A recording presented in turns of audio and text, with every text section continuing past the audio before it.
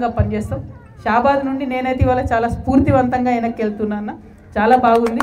ఈ స్ఫూర్తి ఇలాగే కొనసాగాలని చెప్పి మనస్ఫూర్తిగా కోరుకుంటూ మా షాబాద్లో ఉన్నటువంటి మా తెలంగాణ జాగృతి నాయకులందరూ కూడా సహకారం అందిస్తారని కూడా నేను తెలియజేస్తా ఉన్నా. ఇక రెండో విషయం ఏంటంటే మా తెలంగాణ జాగృతి ఇంకా పార్టీ కాలేదన్న. మీరందరూ కూడా పార్టీ అయిపోయిందని ఫిక్స్ అయిపోయినట్టున్నారు మైండ్లో, కానీ ఇంకా పార్టీ కాలేదు. అయితే నేను బీసీల పక్షాన ఇప్పుడు ఎప్పుడైనా ఉన్నా అన్న.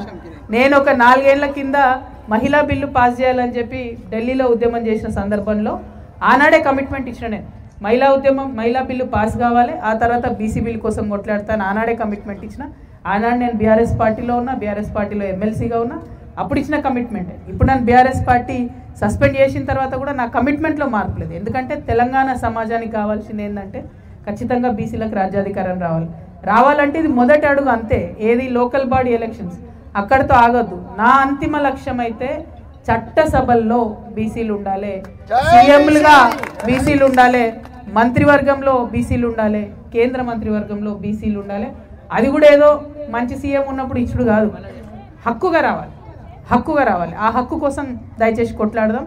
సరిగా రాజ్యాంగం దానికి సంబంధించి అనేక అంశాలు ఉన్నాయి. అవన్నీ పక్కకు పెడితే తెలంగాణ ఉద్యమం మనకు నేర్పింది ఒకటే, మొండి పట్టు పట్టాలి, గట్టి పట్టు పట్టాలి. ఇంతకు మించి ఇంకొక ఆలోచన లేదు. ఆ మొండి పట్టు పట్టడంలో మీ చెల్లెగా, మీ సోదరిగా, మీ అడుగులో అడుగునే నడుస్తా అని చెప్పి మీకు అందరికీ తెలియజేస్తూ మళ్ళీ ఒకసారి ఇంత ప్రేమతోని షాబాద్ పిలిచినందుకు మనస్ఫూర్తిగా ధన్యవాదాలు.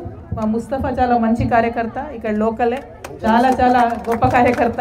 మరి ఆయనకు మీ మద్దతు ఉండాలి, తన మద్దతు మీకు కూడా ఉంటుందని తెలియజేస్తూ జై తెలంగాణ, జై తెలంగాణ, జై బీసీ, జై బీసీ.